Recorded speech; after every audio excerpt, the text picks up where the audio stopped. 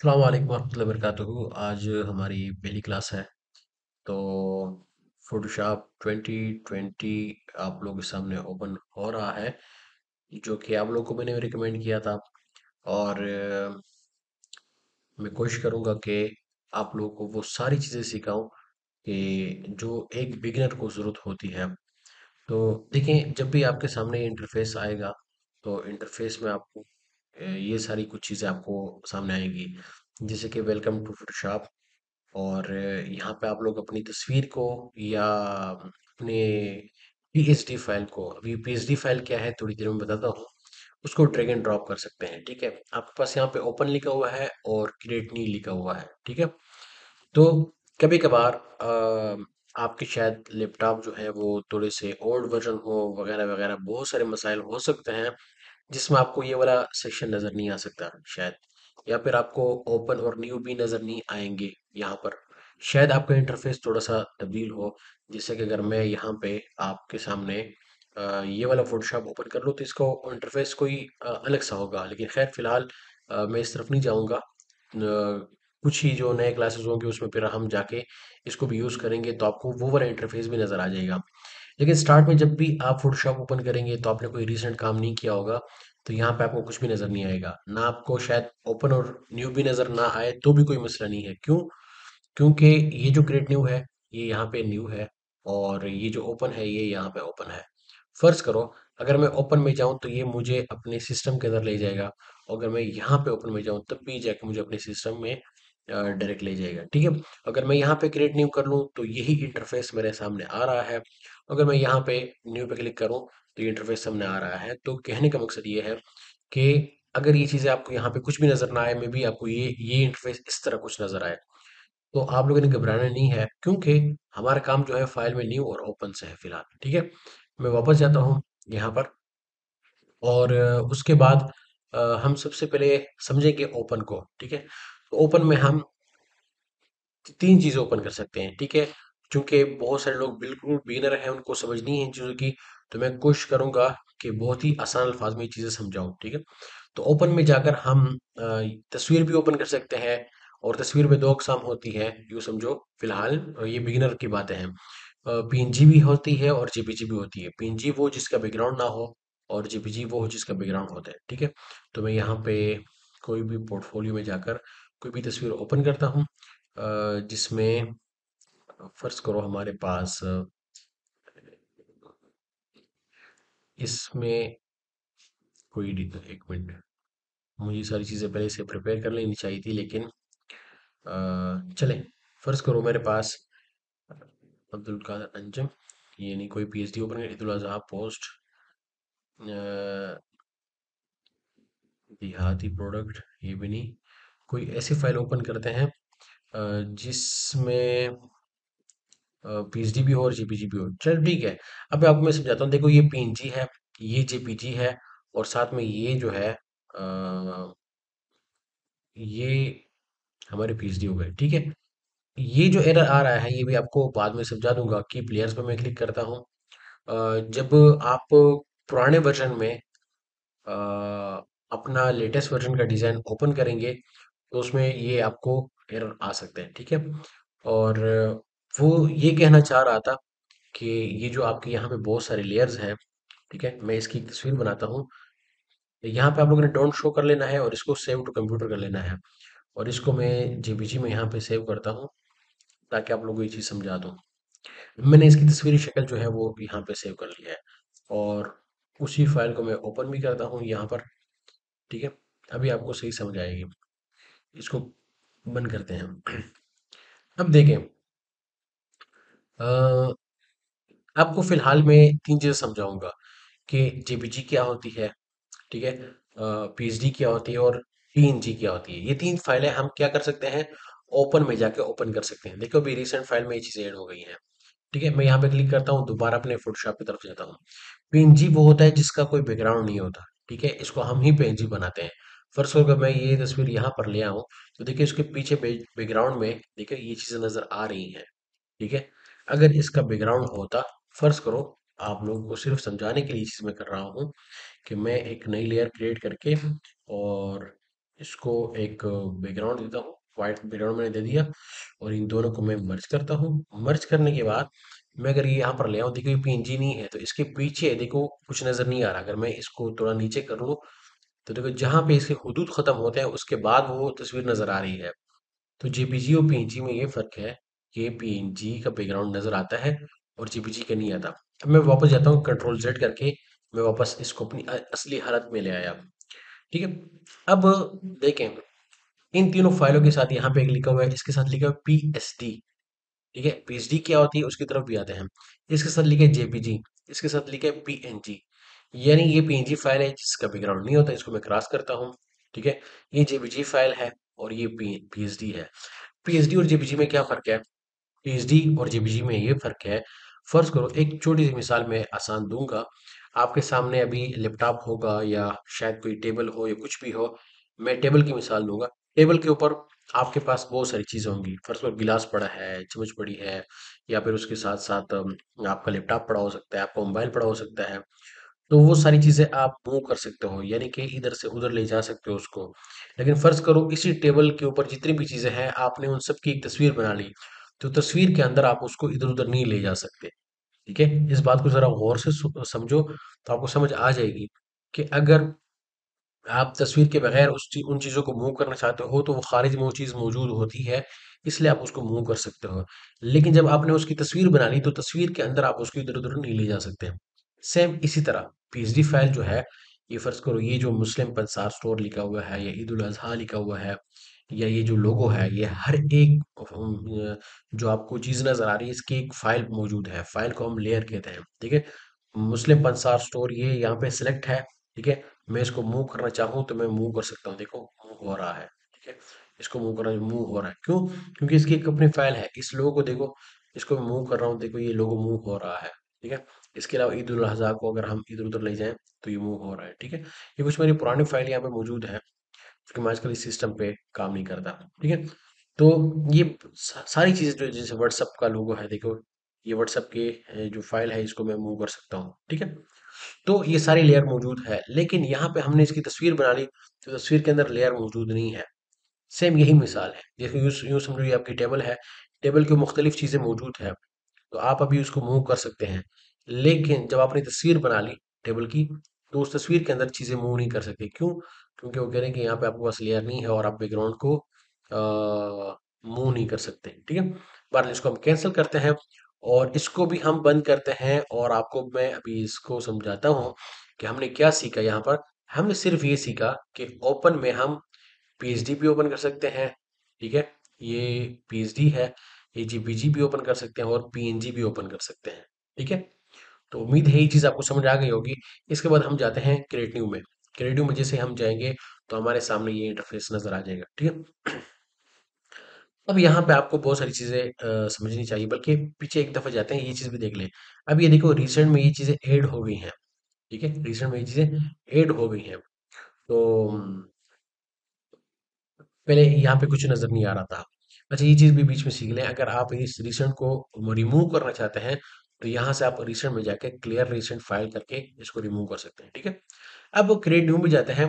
Create new में देखो बहुत सारी चीज़ें हैं। सबसे पहले रिसेंट है, तो रिसेंट हमने कोई नया साइज नहीं लिया, तो इन्होंने वैसे ही एक हमें डिफ़ॉल्ट फ़ोटोशॉप साइज दे दिया, जो कि रिसेंट में आता ही नहीं है। ठीक है, रिसेंट में नहीं आ सकता क्योंकि रिसेंटली हमने काम नहीं किया, लेकिन इन्होंने वैसे ही फर्जी तौर पे यहाँ पे ऐड किया हुआ है। इसके बाद हमारे पास सेव्ड है, इसको भी हम सीखेंगे समझेंगे, क्योंकि हमने कोई चीज़ सेव नहीं की तो यहाँ पे शो भी नहीं हो रही। जब हम सेव करेंगे तो यहाँ पे वो नज़र आएगा। इसके बाद फोटो है, प्रिंट है, आर्ट इलस्ट्रेशन है, वेब है, मोबाइल है, फिल्म एंड वीडियो है। तो इसको यूं समझ लो आसान अल्फाज में, ये बने बनाए साइज मौजूद है। फर्ज करो आपको किसी ने कह है कि मेरे लिए सर्टिफिकेट बना लें, तो सर्टिफिकेट की साइज क्या है? सर्टिफिकेट का साइज जो है वो A4 है। ठीक है, और A4 चूंकि इसकी लंबाई, अच्छा लंबाई किसे कहते हैं? ऊपर से नीचे। ठीक है, ऊपर से नीचे लंबाई है, और दाएं से बाएं जो होती है वो चौड़ाई होती है। तो इसकी देखो लंबाई ज्यादा है। सर्टिफिकेट तो उमूमन वैसे A4 साइज इस साइज में भी आते हैं, लेकिन उमूमन वो इस शेप में होते हैं, यानी उनकी जो चौड़ाई है वो ज्यादा होती है बनिस्बत लंबाई के। तो आप इसको यहाँ पे रोटेट भी कर सकते हो इनके साइजेस को। ठीक है, यानी इसकी चौड़ाई को लंबाई कर लो और लंबाई को चौड़ाई कर लो। ठीक है, तो ये बने बनाए साइजेस इन्होंने हमें दिए हुए हैं, और हम इस पे क्लिक करके डायरेक्टली हम क्रिएट करेंगे तो वो साइज हमारे सामने आ जाएगा। फर्ज करो मैंने इस स्क्रीन के लिए कोई काम करना है, तो मैं वेब में जाऊंगा, 1920 1080 पिक्सल इस पे क्लिक करूंगा, और यहाँ पे क्रिएट पे क्लिक करूंगा तो फौरन से मेरे सामने वो एक फाइल ओपन हो जाएगी। लेकिन हमें अगर ज़रूरत हो और वो चीज़ यहाँ पे मौजूद हो, तो हम यहाँ से फ़ाइल ले सकते हैं। अब ये चीज़ मैंने आपको क्या समझाई? ये आपको समझाया कि ये जो फ़ोटो, प्रिंट, आर्ट, इलस्ट्रेशन वगैरह हैं यहाँ पर, तो इसमें बने-बनाए साइज़ेज़ मौजूद हैं, हमारी आसानी के लिए। तो हम खुद यहाँ पे साइज़ पुट करने के बजाय अगर ये साइज़ यहाँ पे मौजूद है, तो सिंपली हमने यहाँ पर आना है और यहाँ पे क्लिक करना है और यहाँ पे क्रिएट करना है। तो हमारी आसानी के लिए यहाँ पे साइज़ दी इन्होंने दिए हुए हैं, ठीक है? इसके बाद आते हैं यहाँ पर, ये क्या चीज़ है? देखो, जब भी आप कोई काम करोगे, ठीक है? जब भी आप कोई काम करोगे, तो आप या तो अपने लिए करोगे, ठीक है? ये एक थोड़ी-सी थ्योरी टाइप है, इसको समझ लें। और आज की क्लास भी थोड़ी-सी खुश्क क्लास होती है, चूँकि आपको सॉफ्टवेयर समझना होता है, कोई मज़े की चीज़ नहीं हो रही होती, तो आप लोगों ने इसको तवज्जो से सुनना है, सीखना है, आगे मज़े-मज़े की चीज़ें आएँगी इंशाल्लाह। तो यहाँ पर आप देख सकते हैं कि जब भी हम कोई भी डिज़ाइन बनाते हैं, ठीक है? फ़ोटोशॉप चूँकि हम डिज़ाइनिंग के लिए इस्तेमाल करते हैं या फ़ोटो एडिटिंग के लिए, तो आप किसी न किसी के लिए काम करेंगे या अपने लिए काम करेंगे, ठीक है? तो अगर आप अपने लिए काम करते हो तो आपको पता है, लेकिन अगर आप किसी क्लाइंट के लिए काम करते हो, फ़र्ज़ करो मैं यहाँ पे लिखता हूँ, जैसे मैंने अभी पंसार वाला एक डिज़ाइन था, तो मैं पंसार लिखता हूँ यहाँ पर, पंसार ईद उल ज़ुहा, ठीक है? और साथ में आप डेट वगैरह जिस चीज़ से आपको याद आए, फ़र्ज़ करो वो पेशावर का था, पेशावर, और आप डेट भी लिख सकते हो, फ़र्ज़ करो आज जो डेट है वो 5/3/2025 है, ताकि आपका डेटा जो है वो मैनेज हो। याद रखें, बाद में जाके आपको बहुत ज़रा परेशानी होगी इस चीज़ में कि आपको फाइल नहीं मिलेगी, ठीक है? तो इन सब चीज़ों से बचने के लिए आपने अपना एक तरीक़ार जो है वो इख्तियार करना है, डेटा मैनेजमेंट बहुत ज़्यादा ज़रूरी है, ठीक है? लेकिन आज की जो फाइल है उसका नाम मैं लिखता हूँ क्लास वन, ठीक है? क्लास वन, और मैं साथ में ये भी लिख लेता हूँ कि 5/3/2025 की क्लास है, क्योंकि मेरी क्लासेस ज़्यादा होती रहती हैं, ठीक है? तो यहाँ से मुझे पता चलेगा कि मैंने एक क्लास वन के लिए प्रैक्टिस की थी ये इस फाइल की। खैर ये शायद मैं सेव भी ना करूँ। इसके बाद देखो, ये क्या मकसद था कि आप लोगों ने नाम ज़रूर भी ज़रूर लिख लेना है। अच्छा, ये क्या चीज़ है? थोड़ी देर में ये भी समझाता हूँ। इसके बाद देखो, हमारे पास एक तो ये चीज़ आपको मैंने समझा दी कि जब भी हम डिज़ाइन बनाएँगे तो या तो अपने लिए बनाएँगे या किसी क्लाइंट के लिए बनाएँगे। अपने लिए बनाएँगे तो हमें तो पता है कि किस चीज़ के लिए बना रहे हैं, लेकिन क्लाइंट के लिए बना रहे हैं तो उसका नाम पता वगैरह यहाँ पे आप दे दो, ठीक है? ताकि जिस भी चीज़ से, जिस भी नाम से आपको वो फ़ाइल याद आए, तो वो सारी चीज़ें आपने यहाँ पे पुट कर लेनी है। उसके बाद अगर आप क्लाइंट के लिए डिज़ाइन बना रहे हैं, तो क्लाइंट से आपने सबसे पहले पूछना है कि आपने डिज़ाइनिंग का क्या करना है? अजीब सा सवाल है कि क्या करना है डिज़ाइन का? क्लाइंट कहेगा आप डिज़ाइन बना के दे दो, मेरी मर्ज़ी, मैं डिज़ाइन का क्या करूँ, वो मेरा काम है। आप डिज़ाइन बना के दो। लेकिन नहीं, यहाँ पे आपका सवाल ज़रूर बनता है, क्योंकि या तो वो जाके इस फ़ाइल को प्रिंट करेगा, ठीक है? या यानी वो या तो वो उसको के इश्तिहार पे बनाएगा या जैसे मैं आपको दिखाता हूँ कि या तो प्रिंटिंग का काम होगा, मैं यहाँ पे प्रिंटिंग लिखता हूँ, प्रिंटिंग का काम होगा, प्रिंट डिज़ाइन लिख लेते हैं, ठीक है? प्रिंट डिज़ाइन लिख लेते हैं, और या फिर हम यहाँ पे साथ में ये भी लिख लेते हैं कि सोशल मीडिया डिज़ाइन, ठीक है? सोशल मीडिया डिज़ाइन मैंने लिख लिया, या मैं यहाँ पे डिजिटल डिज़ाइन भी लिख सकता हूँ, डिजिटल डिज़ाइन। आपको एक चीज़ समझानी है यहाँ पर, वो ये कि फ़ोटोशॉप में या इलस्ट्रेटर में किसी भी ग्राफ़िक डिज़ाइनिंग का जो टूल होता है, उसमें जो भी हम काम करते हैं, तो वो 2 जगह इस्तेमाल हो रहा होता है। या तो प्रिंटिंग के लिए इस्तेमाल हो रहा होता है, या फिर वो कहीं अपलोड होना होता है। यानी 2 ही इसकी अक़साम है, इसके अलावा कोई तीसरी किस्म इसकी नहीं है। हम दोबारा वापस यहाँ पर आते हैं। देखो, प्रिंटिंग के आपके पास ये कपड़ों के स्ट्रक्चर भी हो जाते हैं, ये आपके 4 साइज़ के ब्रोशर भी हो जाते हैं, या प्रिंटिंग में आपके एनाफ्लेक्स भी हो जाते हैं, वॉलपेपर्स भी हो जाते हैं, और इसके अलावा प्रिंट डिज़ाइन में आपके जितने भी प्रोडक्ट हैं, ठीक है? या बिज़नेस कार्ड वगैरह हैं, या इसके अलावा ये देखो, ये भी प्रिंटिंग के अंदर आ जाते हैं। इसके अलावा बहुत सारी चीज़ें आपकी प्रिंटिंग के अंदर आ जाती हैं, तो देखो, जब भी आपने प्रिंट का काम करना हो तो प्रिंट के लिए अलग डिटेल आपको देनी पड़ती हैं, अलग क्राइटेरिया उसका सेट करना पड़ता है।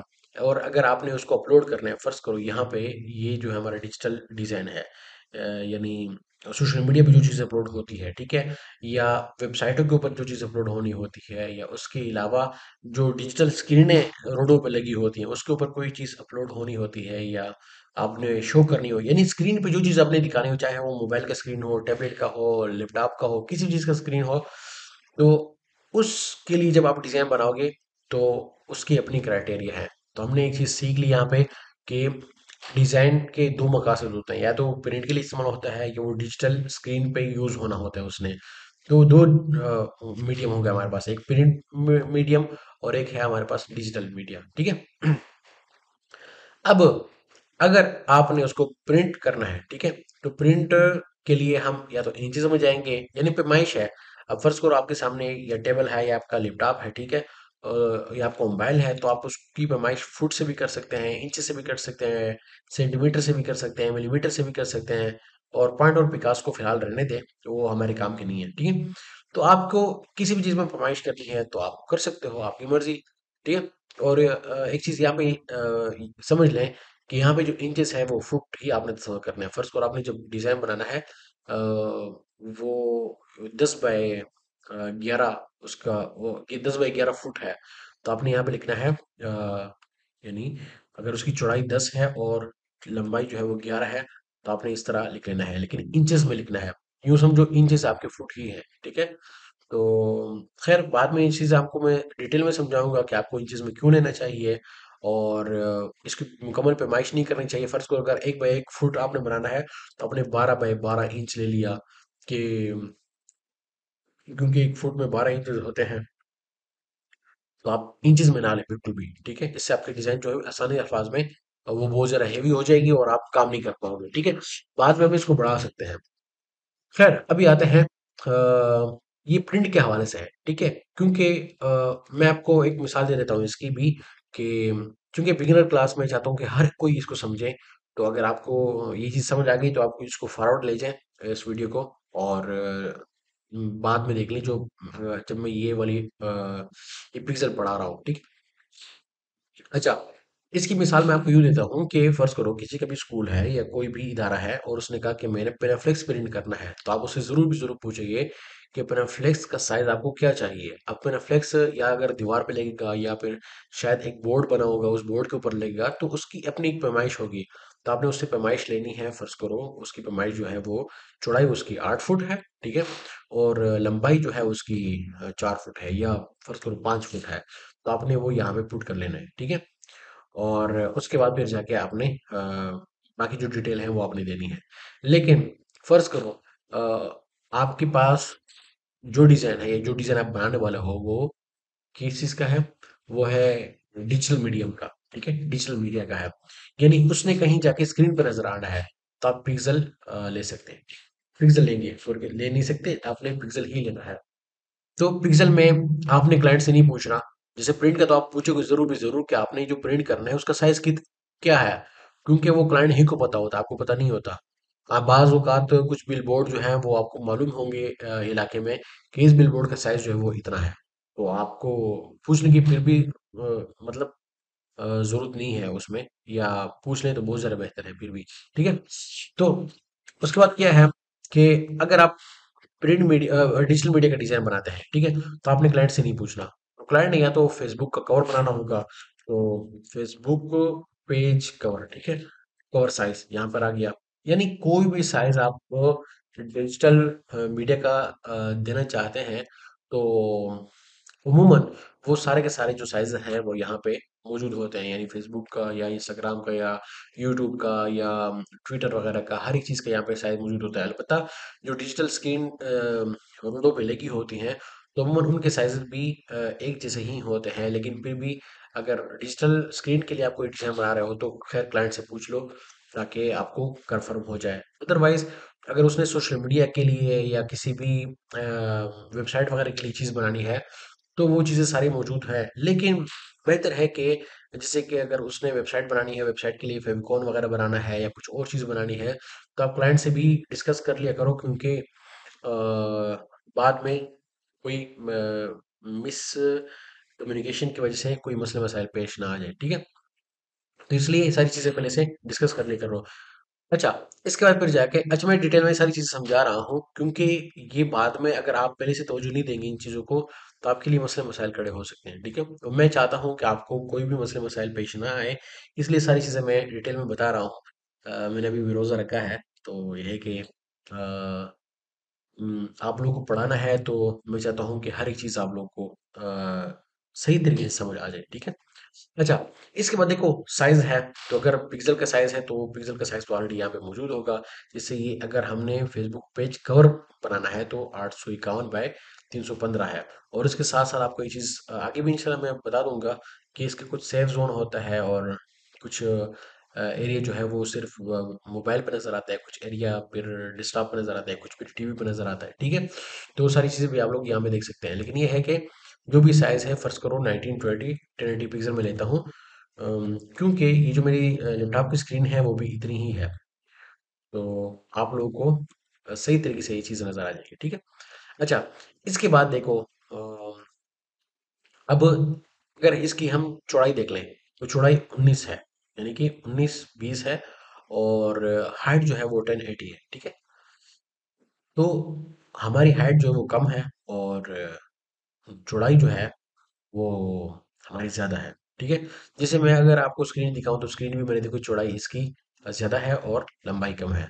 तो अगर आपको फर्ज करो इसकी इसको उलट करना है, तो उलट करने के लिए ओरिएंटेशन को आप क्लिक कर सकते हो। देखो अभी चौड़ाई इसकी 1080p हो गई, और लंबाई जो है वो उसकी 1920 हो गई है, और यहाँ पे देखो ये वर्टिकल भी हो गया, ठीक है।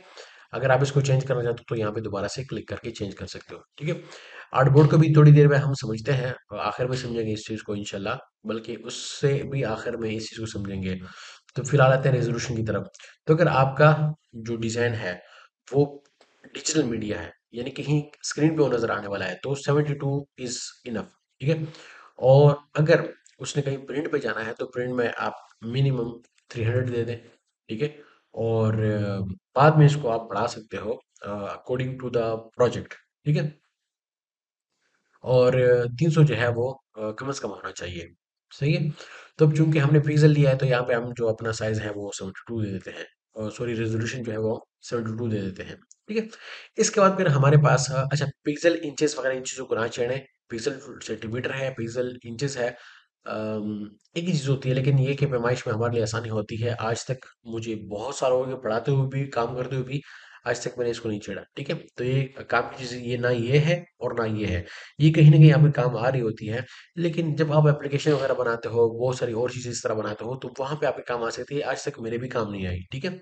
लेकिन इसको जब आप एडवांस में जाएँ तब जाके इसको एक दफ़ा सीख लें, समझ लें, ताकि आपको समझ आ जाए। लेकिन फिलहाल बिगिनर क्लास है तो इसको नहीं छेड़ते, ठीक है। अच्छा, और ये काम की चीज़ है भी नहीं। अगर अभी आप समझ लोगे तो कोई तीर नहीं मार लोगे, ठीक है, या शायद आप कंफ्यूज हो जाओगे मजीद। तो इसलिए बेहतर है कि इसको ना सीखो, ठीक है। अच्छा, इसके बाद फिर जाके आरजीबी और सीएमवाई के हैं। तो ये देखिए यहाँ पे सीएमवाई का नज़र नहीं आ रहा, क्योंकि हम वेब में हैं, ठीक है। तो अगर हम प्रिंट वगैरह में जाते हैं, इधर उधर जाते हैं, ठीक है, तो प्रिंट में आप देख लो यहाँ पे सीएमवाई का भी नज़र आ रहा है, ग्रे स्केल भी नज़र आ रहा है, बिटमेप भी नज़र आ रहा है, ग्लिप कलर भी नज़र आ रहा है। तो हमारा काम इन दो से है सिर्फ और सिर्फ, ठीक है। आरजीबी और सीएमवाई के, रेड ग्रीन ब्लू, आरजीबी और सीएमवाई के सियान मेजेंटा येलो ब्लैक। क्योंकि हमारा डिजाइन इंचेस की तरफ आ गया है, तो ये देखो खुद रेजोल्यूशन भी इन्होंने 300 रिकमेंड कर दी है, और आप कलर भी सेम आई की चूज कर लो फिर, ठीक है। लेकिन अगर आपका डिजाइन जो है वो पिक्सल में है, ठीक है, तो मैं यहाँ पे अभी 1920, ठीक है, और 1080 पिक्सल यहाँ पे देता हूँ। और उसके बाद फिर जाके हम रेजोल्यूशन भी अपनी 72 कर लेते हैं, ठीक है। और उसके बाद फिर जाकर हम इसको भी आरजीबी कर लेते हैं, और इसको हम क्रिएट कर लेते हैं, ठीक है। क्रिएट करने से पहले एक चीज़ आपको मैं बता दूं कि मैंने आर्टबोर्ड पे चेक नहीं लगाया हुआ, ठीक है। और अभी हम एक फाइल विदाउट आर्टबोर्ड के बनाते हैं, और एक फाइल हम यही वाली, ठीक है, यही वाली हम बनाते हैं, लेकिन विद आर्टबोर्ड। अब देखो यहाँ पे रिसेंट में हमने एक फाइल ले ली, तो यहाँ पे रिसेंट में एक फाइल नजर आ रही है, तो हम क्रिएट करते हैं। और क्रिएट करने के बाद यहाँ पे देखो इसके साथ आर्टबोर्ड नजर आ रहा है, और इसके साथ आर्टबोर्ड नजर नहीं आ रहा। और यहाँ पे अगर हम इसके लेयर को देख लें तो यहाँ पे सिर्फ और सिर्फ बैकग्राउंड लिखा हुआ है, और यहाँ पे चेक कर लो कि इसके साथ आर्टबोर्ड लिखा हुआ है और लेयर वन लिखी हुई है, ठीक है।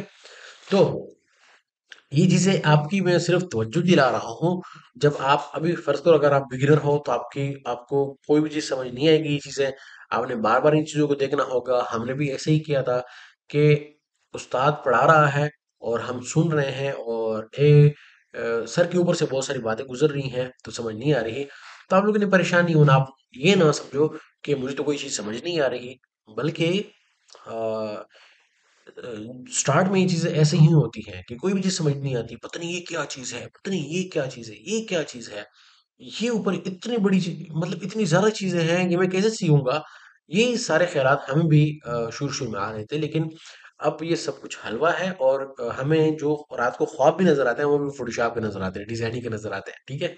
तो आप लोग कहीं किसी चीज़ को देखकर घबराना नहीं है, ठीक है। ये सारी चीजें आपको मैं गो थ्रू कराता हूँ ताकि आप लोग की इन इन चीजों की तरफ नजरें पहले से चली जाए, ठीक है। अच्छा, अब हम इंटरफेस को थोड़ा सा देखते हैं, एक नजर देखते हैं। मैं थोड़ी सी लंबी क्लास लेता हूँ, कोशिश करता हूँ कि बहुत सारी चीजें इसी में कवर कर लूँ, ठीक है। और अब हम वापस जाते हैं यहाँ पर, और ये चीज आपको समझा दूं कि हमने ओपन भी समझ लिया कि ओपन से हम पीएचडी भी ओपन कर सकते हैं, जेबीजी भी ओपन कर सकते हैं, और ये पीएनजी है, पीएनजी भी हम ओपन कर सकते हैं, ठीक है। तीन चीजें समझ ली। और इसके बाद फिर जाके क्रिएट न्यू में हम रिसेंट को भी हमने समझ लिया। देखो अभी दो फाइलें ऐड हो गई हैं, ठीक है। सेव्ड अभी तक हमने नहीं सीखा, सेव्ड हम यहाँ से करते हैं, ठीक है। और इसके अलावा ये चीज़ भी हमने समझ ली, इसके साथ साथ हमने ये भी समझ लिया, सेंटीमीटर इंचेस वगैरह को भी समझ लिया, पिक्सल को भी समझ लिया। उसके बाद चौड़ाई, लंबाई, ओरिएंटेशन, आर्टबोर्ड को भी समझ लिया, रेजोल्यूशन को भी समझ लिया, और पिक्सल और इंचेस को भी समझ लिया, वगैरह वगैरह। आरजीबी और सीएमआई को भी समझ लिया, और उसके बाद हमने क्रिएट कर लिया, ठीक है। अब हम वापस जाते हैं यहाँ पर, ठीक है। तो अब इन दोनों में क्या फ़र्क है? दोनों में फ़र्क बहुत ज़्यादा और भी है, लेकिन फ़िलहाल के लिए इतना समझ लो कि जो आर्टबोर्ड होता है, तो अगर हम कोई भी काम यहाँ पे करते हैं, फ़र्ज़ करो ये मैंने एक शेप बना लिया, तो यही एक सेम शेप मैं यहाँ पर भी ले आता हूँ, ठीक है। ये किस तरह मैं ले आया, यहाँ पे मुझे जिस तरह मैं करता हूँ वैसे ही मुझे फ़ॉलो करें। तो अगर ये चीज़ आपसे होती नहीं है तो आपको करने की ज़रूरत नहीं है। सिर्फ़ आपको फ़िलहाल समझने की ज़रूरत है। ये करना मैं अभी कल की क्लास में बताऊँगा इंशाल्लाह कि हम मूव टूल को किस तरह इस्तेमाल करते हैं, ठीक है? इसके बाद देख लो दोनों फाइलें यहाँ पे पड़ी हुई हैं। अगर मैं इसको बाहर ले जाऊँ तो देखो बाहर नज़र नहीं आ रहा। लेकिन अगर मैं इसको बाहर ले जाऊँ तो ये बाहर नज़र आएगा, ठीक है? अब ये बाहर नज़र नहीं आएगा, ठीक है? बाहर नज़र नहीं आ रहा, लेकिन ये बाहर नज़र आ रहा है, ठीक है? और इसकी मैं एक और मिसाल आपको देता हूँ। अच्छी, इसको मैं अंदर ले आता हूँ। एरो माउस के एरो की से मैं इसको अंदर ला रहा हूँ, सॉरी कीबोर्ड के एरो जो की है उसके साथ अंदर ला रहा हूँ। लेकिन ये देखो, ये मैं फौरन पकड़ भी सकता था, ठीक है। अच्छा, अब ये चीज़ हमने समझ ली कि इसका ये फ़ायदा है। और आर्टबोर्ड की अगर मैं यहाँ पे क्लिक करता हूँ तो यहाँ पे कुछ निशान आ जाते हैं। तो आर्टबोर्ड को हम तब इस्तेमाल करते हैं, मैं इसको आर्ट के साथ और माउस के स्क्रॉल व्हील से ज़ूम आउट कर रहा हूँ, ठीक है। तो जैसे ही मैं यहाँ पे क्लिक करता हूँ, देखो एक और आर्टबोर्ड बन गया, और अभी एक और आर्टबोर्ड बन गया, इस तरफ भी एक आर्टबोर्ड बन गया, फिर इस तरफ बन गया, फिर ऊपर की तरफ बन गया, फिर दाएं तरफ बन गया, ठीक है। तो ये किस लिए होता है? अगर हमने कोई किताब बनानी है, या हमने कोई ऐसी प्रेजेंटेशन बनानी है, या हमने कोई ऐसा काम करना है जैसे एप्लीकेशन वगैरह हो गई, कि जिसमें बहुत सारे सफ़ात हैं। मैं कुछ डिज़ाइन आपको अपनी जो है वो आपके साथ शेयर करूँगा, जो मैंने बनाए हैं इस तरह बड़े-बड़े।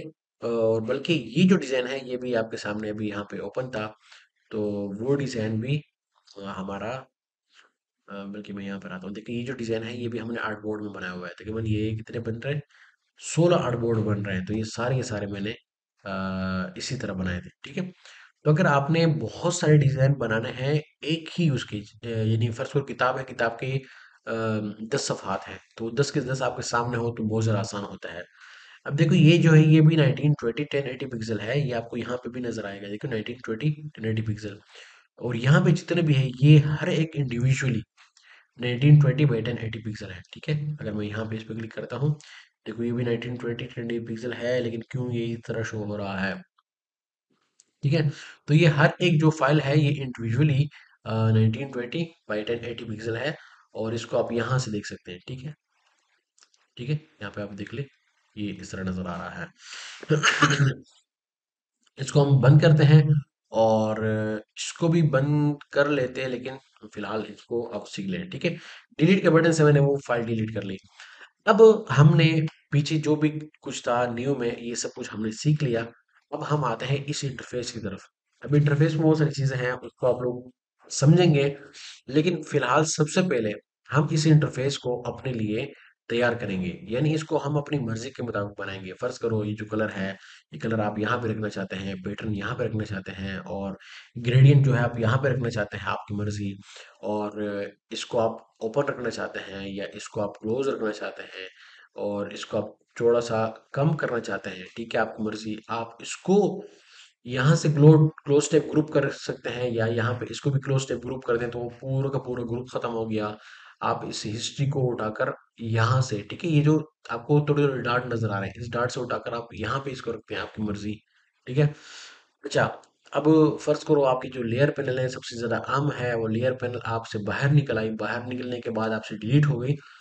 तो इन सारी चीज़ों का हल मौजूद है। ठीक है, और ये जो मैंने आपको छेड़ छाड़ करके दिखाई, ये सब कुछ हम इंटरफेस को अपनी मर्जी के मुताबिक बनाने के लिए करते हैं। तो मैं वापस जाता हूँ विंडो में जाकर वर्क स्पेस में जाकर हमारा जो इसेंशियल है, देखो अभी इसेंशियल पे चेक लगा हुआ है, तो मैं उसको रिसेट करता हूँ। क्या मतलब कि शुरू शुरू में इसेंशियल किस तरह था, तो ये वैसा का वैसा बन जाता है। ठीक है, अब हम क्या करेंगे कि आप लोगों ने मुझे फॉलो कर लेना है। ठीक है, क्योंकि मैं काफ़ी टाइम से फ़ोटोशॉप पे काम कर रहा हूँ, तो मुझे पता है कि कौन-कौन सी सबसे ज़्यादा ज़रूरत आती है, कौन-कौन सी चीज़ जो है वो काम नहीं आती इतनी ज़्यादा। तो उन चीज़ों का आप लोगों ने फ़ॉलो कर लेना है। ठीक है?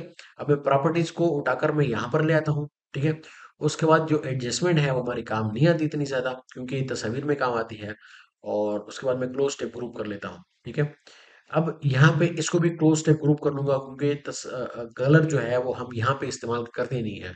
लर्न जो है इसको भी हम यहाँ पे क्लोज टेप ग्रुप कर लेंगे, और इसको भी क्लोज टेप ग्रुप कर लेंगे। ठीक है, हमारी इंटरफेस जो है, हमारे पास जो ये कैनवास है हमारा, ये कैनवास हमारा बड़ा होना चाहिए। ठीक है, इन सब के भी आपको मैं नाम भी बता दूंगा कि इन सब के नाम क्या है। ठीक है। अच्छा, अब यहाँ पे इसको हम लेयर पैनल कहते हैं। तो अगर आप यहाँ पे क्लिक करेंगे तो यहाँ पे पैनल ऑप्शन में भी आप इस लेयर पैनल को बड़ा कर सकते हैं, जैसे जैसे मैं इसको मीडियम करता हूँ, देखिए थोड़ा बड़ा हो गया। या आप राइट क्लिक करके भी यहाँ पे इसको लार्ज कर सकते हैं, या इसको स्मॉल कर सकते हैं। ठीक है, या इसको नो थंबनेल कर दें तो थंबनेल नजर नहीं आएगा, लेकिन उम्मन हम इसको मीडियम या फिर लार्ज ही रखते हैं। ठीक है, मीडियम सही है। अच्छा, इसके बाद आप लोग यहाँ पे विंडो में आएंगे। विंडो में जाके आप एक्शन को भी खोल लें, एक्शन यहाँ पर आ गए। इसके बाद आप लोग जहाँ पे जाकर ब्रशेस सेलेक्ट कर लें। ठीक है, इसके बाद जाके यहाँ पे आप क्लोन सोर्स को सेलेक्ट कर लें। क्लोन सोर्स के अलावा यहाँ पे आप नेविगेशन को भी ओपन कर लें। ठीक है, और उसके अलावा आप यहाँ पे पैराग्राफ को भी ओपन कर लें। ठीक है, इसमें आपके टेक्स्ट भी आ जाते हैं, सारी चीज़ें आ जाती हैं। इसके बाद फिर जाकर यहाँ पे आप स्टाइल को भी ओपन कर सकते हैं, ओपन कर लें यहाँ पर। इसके अलावा मैं एक चीज़ ओपन करूंगा जो कि आप लोगों के पास नहीं होगी, वो ब्यूटीफाई वर्जन 2। और क्योंकि मैं भी सेव करने जा रहा हूँ, तो ये मुझे यहाँ पे ज़रूरत पड़ेगी। ठीक है, इसके बाद आपने क्या करना है कि ये जो आपको टूल्स नज़र आ रहे हैं, इसको भी दो रो में कर लें। ठीक है, और इस ऑटो सेलेक्ट को खत्म कर दें। ठीक है, ये बहुत ज़्यादा ज़रूरी है, इन सारी सेटिंगों को कर लें। अभी आपको मैं एक करके भी इंशाल्लाह जब मैं मॉड्यूल पढ़ाऊंगा कल, तो उसमें मैं ये चीज़ आपको बता दूंगा कि मैंने ऑटो सेलेक्ट को क्यों अनचेक किया था। इसके बाद आप विंडो में जाएं, विंडो में जाके दोबारा वर्क स्पेस में जाएं। वर्क स्पेस में हमने, चूंकि ये हमारा मैदान है, मैदान को हमने अपनी मर्जी के मुताबिक कर लिया। ये जो है हमारा होम ग्राउंड है। होम ग्राउंड पे जो पिच होती है वो हमारी मर्जी के मुताबिक होती है। हमने अपने बॉलर्स के हिसाब से और अपने बैट्समैन के हिसाब से उसको सेट कर लिया। ठीक है, क्योंकि जब ट्रॉफी चल रही है, तो खुद क्रिकेट शौकीन नहीं हूँ, शौकीन क्या, मुझे क्रिकेट से यूँ समझो थोड़ी सी नफरत सी भी है, क्योंकि टाइम का ज़िया है। बहुत सारे लोग हैं देखते हैं, और समझदार लोग हैं, और हर किसी का अपना शौक होता है। तो मैं क्रिकेट का शौकीन नहीं हूँ, अलबत्ता मैं कोई इंटरेस्टिंग मैच हो जाता है तो उसकी जो हाइलाइट्स होते हैं वो जरूर देखता हूँ, ठीक है। अच्छा, वापस आते हैं मैं अपनी क्लास की तरफ। मैं जरा चेक कर लो, 34 मिनट की क्लास हो गई, ठीक है। अब विंडो में जाना है, सॉरी, विंडो में जाना है। विंडो में जाके वर्क स्पेस, वर्क स्पेस में जाके न्यू वर्क स्पेस करेंगे, यानी इस मैदान को हम अपने पास सेव करना चाहते हैं। इसके बहुत सारे फायदे हैं। अगर आप तो हर बार ये सारी सेटिंग करेंगे जब भी आप फोटोशॉप ओपन कर रहे हैं तो भी मसला होगा। फर्ज करो मैं यहाँ पे अपना नाम लिख लेता हूँ।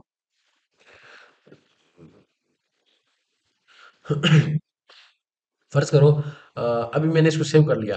तो सेव करने के बाद ये देखो ये मुझसे गायब हो गया। मुझे पता है अगर मैं F7 प्रेस करूंगा तो मेरे लेयर वापस आ जाएंगे F7 से। लेकिन आप तो बिगिनर हो, आपको तो पता नहीं है।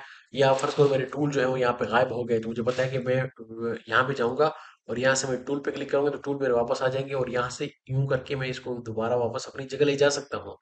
लेकिन आपको मसला हो सकता है, ठीक है, याद नहीं आएगा। मुझे बहुत सारे मसले हुए हैं शुरू में, चूंकि उस्ताद नहीं था मेरा, तो ये सारी चीजें बड़ी मुश्किलों से मैंने सीखी है। चलिए एक मजे की बात ऐड करता हूँ आप लोगों को। चूंकि उस वक्त यूट्यूब पे भी बहुत सारे ट्यूटोरियल नहीं होते थे, तो जब भी मेरे फोटोशॉप में कोई इस तरह मसला होता था मैं फोटोशॉप को अनइंस्टॉल करके फिर इंस्टॉल करता था। आजकल इंस्टॉलेशन में इतना ज़्यादा टाइम नहीं लगता, लेकिन उस वक्त घंटे लग जाते थे इंस्टॉलेशन के दौरान, ठीक है। चूंकि बहुत स्लो स्लो सिस्टम होते रहे हमारे पास, तो हर एक चीज़ के अंदर जिद्दत आ गई है। तो उस्ताद भी आपको मुयस्सर हैं, तो इस मौके को आप लोगों ने गनीमत समझना है। और आप लोगों ने दिल और जी जान लगाकर आप लोगों ने सीखना है, ठीक है। तो मैं विंडो में जाता हूँ। विंडो में जाके वर्क स्पेस, वर्क स्पेस में देख लो, पहले इसेंशियल पे क्लिक था, फिर यहाँ पे मैंने जो वर्क स्पेस बनाया है उसके ऊपर चेक्ड है। तो यहाँ पे आप लोगों ने क्या करना है कि रिसेट मोहम्मद आबिद हमीद कर लेना है। क्या मतलब कि जब हमने जब इस वर्कस्पेस को सेव किया तो उस वक्त लेयर पैनल भी मौजूद था और टूल भी मौजूद थे। तो जो जो चीज़ आपसे गायब हो गई होती है ना, तो वो वापस यहाँ से रिसेट में आ जाएंगी वापस, ठीक है। तो उम्मीद है ये चीज़ आपको समझ आ गई होगी। इसके बाद मैं यहाँ पे टेक्स्ट टूल लेता हूँ और यहाँ पे आपको चीज़ें कोई नाम लिख के देता हूँ। ये जो ऊपर ऊपर आपको नजर आ रहा है सबसे ऊपर, इसको कहते हैं मेन्यू बार, ठीक है। और उसके बाद जो चीज़ आपको नजर आ रही है यहाँ पर, ये इसको कहते हैं ऑप्शन बार, ठीक है। किया लिया मैं ऑप्शन बार, ठीक है, सही लिखा। अच्छा, इसके बाद जो आपको ये वाला पोर्शन नजर आ रहा है, इसको मैं वैसे खुद मैंने अपना नाम एक दिया हुआ है, लेकिन आप कोई भी इसको नाम दे सकते हैं, क्योंकि यहाँ पे टेब्स होती हैं, जैसे यहाँ पे टेब होती हैं, तो मैंने इसको भी नाम दे दिया टेब बार, ठीक है। मैं यहाँ पे सिर्फ टेब लिखता हूँ टाइम को बचाने के लिए, टेब बार। अच्छा, इसके बाद फिर आपके पास यहाँ पे ये जो टूल है, ठीक है, तो इसको कहते हैं टूल बार। इसके बाद फिर हमारे पास ये जो मुकम्मल शुरू से लेके आखिर तक है, इस पूरे के पूरे को हम क्या कहते हैं, वर्क स्पेस, ठीक है। इसको हम वर्क स्पेस कहते हैं। इन सबको मैं नीचे लेता हूँ, ठीक है। अच्छा, इसके बाद फिर हमारे पास ये जो व्हाइट नुमा नजर आ रहा है, इसको कहते हैं कैनवस, ठीक है, ये हमारा कैनवस है।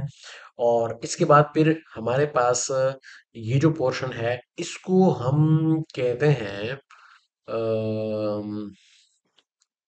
अच्छा, इसको, अच्छा, मैं वैसे काफ़ी अर्से बाद पढ़ा रहा हूँ, तो कुछ चीज़ें मैं शायद भूल भी चुका हूँगा, यानी नाम वगैरह, क्योंकि ये आपको इस्तेमाल में नहीं आते, ठीक है। बस आपको ये पता होना चाहिए कि फ़र्ज़ करो, जैसे आपको मैं अभी यहाँ पे इसी टेक्स्ट टूल के अंदर समझाता हूँ। देखो यहाँ पे इसका नाम लिखा हुआ है कि कौन सा फ़ॉन्ट है, उसके बाद फिर इसकी फ़ैमिली है, यानी इसकी फ़ैमिली में सिर्फ़ और सिर्फ़ ये रेगुलर ही है, कभी मीडियम वगैरह, टीन वगैरह, और रेगुलर, और बोल्ड वगैरह यहाँ पे होते हैं, इटालिक वगैरह यहाँ पे होते हैं, ठीक है। इसके बाद साइज है, साइज के बाद कोई खास चीज यहाँ पे नहीं है, ठीक है। तो मजीद जो इसकी चीजें हैं वो यहाँ पे आपको मिलेंगी, जैसे कोई देखो, ये वेब्स यहाँ पे लिखा हुआ है, रेगुलर लिखा हुआ है, ठीक है। साइज जो है वो यहाँ पे मेंशन है, लेकिन उसके अलावा देखो ये चीज जो है ऊपर, ये बहुत इंपॉर्टेंट है, ये ऊपर नहीं है। ये चीज बहुत इंपॉर्टेंट है, यहाँ पे ऊपर नहीं है। ये भी बहुत इंपॉर्टेंट है, ठीक है। ये दोनों इतने इंपॉर्टेंट नहीं है, लेकिन ये भी कहीं ना कहीं हमारे काम आने वाली चीज है, ये भी बहुत इंपॉर्टेंट चीजें हैं, तो ये ऊपर नहीं है। तो ये क्या चीज़ है, ये ऑप्शन बार की जो मजीद ऑप्शन होते हैं ना, वो यहाँ पे मौजूद होते हैं, ठीक है। जो आपके जो ऑप्शन बार है, ठीक है, जैसे आपको बताया कि ये ऑप्शन बार है, इसके जो मजीद ऑप्शन होते हैं वो यहाँ पे मौजूद होते हैं, ठीक है। खैर मुझे नहीं लगता कि शायद इसका कोई नाम होगा, ये शायद नाम इन्होंने जरूर रखा होगा, ये मैं बोल रहा हूँ, ठीक है। इसके बाद फिर हमारे पास चलो कैनवस को रहने देते हैं। इसके बाद फिर हमारे पास है लेयर पैनल, ठीक है, लेयर पैनल। अच्छा, तो ये सारी की सारी चीज़ें आपकी हल हो गई हैं और आप लोगों ने इंटरफेस को समझ लिया, देख लिया। आज की क्लास अब दोबारा से मैं थोड़ा सा रिवाइज कर लूँ कि हमने आज जो सीखा है वो ओपन को सीखा है, क्रिएट न्यू को सीखा है। उसके अलावा इंटरफेस को हमने सीखा है कि इंटरफेस में हमारी ये जो मेन्यू बार है, ऑप्शन बार है, टैब बार है, टूल बार है, ये हमारा पूरा का पूरा वर्क स्पेस है। वर्क स्पेस के अलावा हमारा कैनवस है ये वाइट वाला, और उसके अलावा ये हमारा ऑप्शन बार की मजीद ऑप्शन है, और ये हमारी लेयर पैनल है। तो ये पूरी पूरी क्लास का खुलासा था। और ये भी समझ लें कि हमारी जो डिज़ाइन है वो दो किस्म के हैं, या डिजिटल मीडिया है और या फिर प्रिंट मीडिया है, ठीक है। तो यहाँ मैं प्रिंट लिखता हूँ। उसी के अकॉर्डिंग आपको ये चीज़ें समझनी है कि अगर तो वो डिजिटल मीडिया है, ठीक है, तो उसकी अपनी अपनी क्राइटेरिया, जैसे कि इसका CMYK कलर है, ठीक है। और इसकी जो कलर साइजेस वगैरह हैं वो आप इंचेस में ले सकते हो, ठीक है, या फिर सेंटीमीटर में ले सकते हो, ठीक है, या फिर आप मिलीमीटर में ले सकते हो, ठीक है। और इसकी जो साइज है, इसके जो कलर है, कलर वो RGB है, ठीक है। और RGB के साथ साथ आप यहाँ पे लिख लें कि इसकी जो कलर है वो पिक्सल्स में है, ठीक है। और इसके बाद और क्या चीज़ें हमने पढ़ी थी, ठीक है, ओरिएंटेशन है, आर्टबोर्ड है, और ये सेव को भी समझ लेते हैं, ठीक है। अब सेव को किस तरह समझते हैं, एक तो ये चीज़ है कि आपको, अगर आप थंबनेल डिजाइनर हो फर्ज करो, तो आपको थंबनेल का साइज आसानी से मालूम होगा, जैसे 1280 बाय 720 है आई थिंक, ठीक है। लेकिन अगर आपको साइज याद नहीं है तो आप यहाँ पे लिख लो थंबनेल साइज, ठीक है। ये आपको नजर आए 1280 बाय 720, ठीक है। तो आप ये क्या करोगे कि बार बार देखने से अच्छा है कि आप एक दफ़ा इसको सेव कर लो, ठीक है। मैं न्यू में जाता हूँ, न्यू में जाकर यहाँ पे लिखता हूँ 1280 बाय 720, ठीक है। उसके बाद हम क्या करते हैं कि सारी की सारी इसकी जो सेटिंग है आर्टबोर्ड को बंद कर लेंगे। RGB है होता है क्योंकि थंबनेल स्क्रीन पर नजर आता है, तो हम इसको क्या कर लेंगे, नाम फिलहाल हम नहीं देंगे। हम यहाँ पर आकर इसको नाम दे देंगे थंबनेल साइज। हमने किस पहले मैंने सही लिखी थंबनेल साइज, ठीक है। इसको हम सेव कर लेते हैं। तो देखो सेव में पहले कुछ भी नहीं था, अभी सेव के अंदर ये आ गया। अब फर्स्ट करो आपने कोई और चीज भी सेव करनी है तो आप वो भी सेव कर सकते हो। जैसे आप सेव करना चाहते हो 1080 बाय 1080, ठीक है, 1080 बाय 1080, क्योंकि हमारा सोशल मीडिया का साइज है। बाकी सारी चीजें सही हैं, इसको भी आप सेव कर लो और सोशल मीडिया का नाम दे दो, सोशल मीडिया साइज, ठीक है। या इंस्टाग्राम आप इसको नाम दे सकते हो। देखो दो साइज यहाँ पे ऐड हो गए। अगर इसको मैं अभी क्रॉस भी कर लेता हूँ तो मैं वापस से सॉरी वापस से मैं न्यू में जाता हूँ, और न्यू में जाकर आप देख सकते हो कि सेव में सोशल मीडिया भी है, तमिल भी है। अगर मैं तमिल बनाना तो सिंपली यहाँ पे इसको क्रिएट कर लूंगा। तो ये भी हमारी आसानी के लिए होते हैं। अगर कोई साइज आपको बार बार जरूरत पड़ सकता है तो आप इसको यहाँ पे सेव कर लो। तो उम्मीद है सारी की सारी चीजें आपको क्लियर हो चुकी होंगी। फिर भी यहाँ पे आपको कोई चीज ऐसी नजर आती है कि जिसके बारे में हमको सवाल बनता है तो आप लोग पूछ लें, इंशाल्लाह मैं आपको ज़रूर भी ज़रूर गाइड करूंगा। और एक चीज़ याद रखें कि रमज़ान का महीना है, तो मैं खुद भी चाहता हूँ कि मैं भी ज़िक्र इबादत में मशगूल रहूँ, ज़िक्र इबादत में करूँ। और लेकिन चूंकि मेरी जो टारगेट ऑडियंस है वो उलमा भी होते हैं अक्सर, तो मैं इस चीज़ को साफ समझकर आप लोग के साथ इस वक्त इस महीने में बरकत महीने में ये कोर्सेज वगैरह शेयर करता रहता हूँ। आप लोगों को जो चीज़ सीखनी होती है वो सिखाता रहता हूँ। और थोड़ा-सा मुआवज़ा बेशक लेता हूँ, लेकिन बहुत सारे लोगों से मैं मुआवज़ा नहीं लेता इन चीज़ों का, चूँकि मैं सवाब की नीयत से ये सारे कुछ शेयर कर रहा होता हूँ। और इस वीडियो को रिकॉर्ड करने में भी बहुत ज़्यादा मेहनत लगती है। और कभी-कभार ये होता है कि अभी फ़र्ज़ करो मैंने वीडियो रिकॉर्ड कर ली है, सारी की सारी कितने मिनट की हो गई? ये 44 मिनट की वीडियो हो गई है। और अगर मैं अभी वीडियो को ख़त्म करूँगा, फ़र्ज़ करो स्टॉप करूँगा, स्टॉप करने के बाद कभी कभार ये हमारी जो 44 मिनट की वीडियो है ये किसी न किसी वजह से खराब हो चुकी होती है। यानी या तो इसकी ऑडियो सही नहीं होती, या फिर ये है कि फाइल करप्ट हो जाती है, कुछ भी हो सकता है। तो हमारी बहुत सारी मेहनत होती है, तो हमें अपनी दुआओं में भी याद रखें। और जिस भी हाल से आप हमें सपोर्ट कर सकते हैं, सपोर्ट करते रहें। ख़ास तौर पे दुआ में याद रखें। जज़ाकल्लाहु खैरन। और हाँ, इस वीडियो को जितना ज़्यादा आप लोग अपने दोस्त अहबाब के साथ शेयर भी कर सकते हैं, शेयर भी कर लें। और मज़ीद जितने लोग यहाँ पे इस कोर्स में आ सकते हैं, उनको आप इनवाइट करें। मैं बहुत दिल से पढ़ाता हूँ, तो मैं चाहता हूँ कि फ़ायदे आम के लिए बहुत सारे लोग इस कोर्स को सीख लें। यकीन जाने मैंने बहुत सारे इंस्ट्रक्टर को देखा है, जो कि लोग टाइम ज़ाया करवाते हैं, और मुझे भी बहुत सारे लोग कहते हैं आप टाइम ज़ाया करवा रहे हैं। लेकिन अल्हम्दुलिल्लाह मुझे अपना बहुत अच्छे तरीके से पता है कि मैं टाइम ज़ाया करता हूँ या नहीं करता। तो जितने ज़्यादा लोगों को आप रिकमेंड कर सकते हो रिकमेंड कर लो, ताकि वो उस कोर्स को ज्वाइन कर लें। आज सिर्फ एक ही क्लास हुई है, मजीद भी इंशाल्लाह हमारी 20 से 25 या 30 क्लासें आएंगी इंशाल्लाह। तो उससे आपको बहुत कुछ सीखने को मिलेगा। जज़ाकुमुल्लाह खैरन।